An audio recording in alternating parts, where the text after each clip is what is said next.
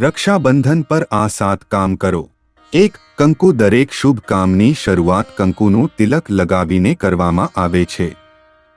આ પરંપરા ખૂબ જૂની છે અને આજે પણ તેનું પાલન કરવામાં આવે છે।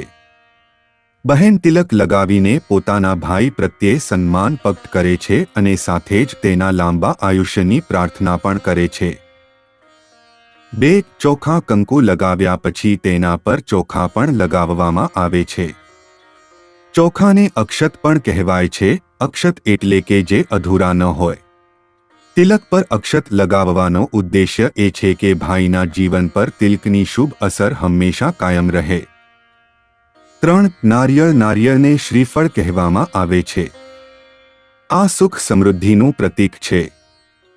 બહેન ભાઈને નારિયેળ આપીને પ્રાર્થના કરે છે કે ભાઈના જીવનમાં સુખ અને સમૃદ્ધિ કાયમ રહે।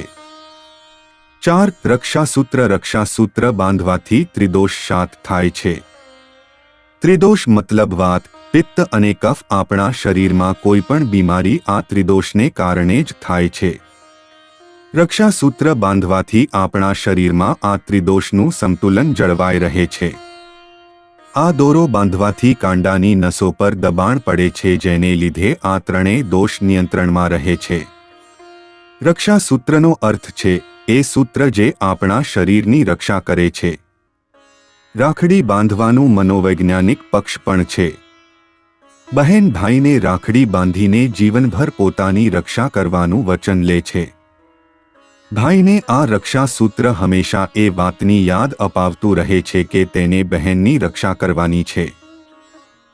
5. મીઠાઈ રાખડી બાંધ્યા પછી બહેન પોતાના ભાઈનું મોઢું મીઠું કરે છે।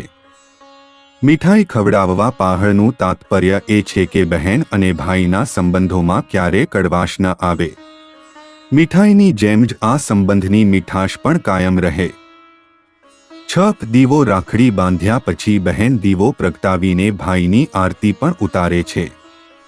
આ સંબંધમાં માન્યતા છે કે આરતી ઉતારવાથી બધા પ્રકારની ખરાબ દ્રષ્ટિથી ભાઈની રક્ષા થાય છે। આરતી ઉતારીને બહેન એ કામના કરે છે કે ભાઈ હંમેશા સ્વસ્થ અને સુખી રહે। 7. પાણીથી ભરેલો કળશ રાખડીની થાળીમાં પાણીથી ભરેલો એક કળશ પણ મૂકવામાં આવે છે। આ કુંભના જળને કુમકુમમાં મિક્સ કરીને તિલક લગાવવામાં આવે છે। એવી માન્યતા છે કે આ કળશમાં બધા પવિત્ર તીર્થ અને દેવી દેવતાઓનો વાસ હોય છે। આ કળશના પ્રભાવથી ભાઈ અને બહેનના જીવનમાં સુખ અને સ્નેહ કાયમ રહે છે।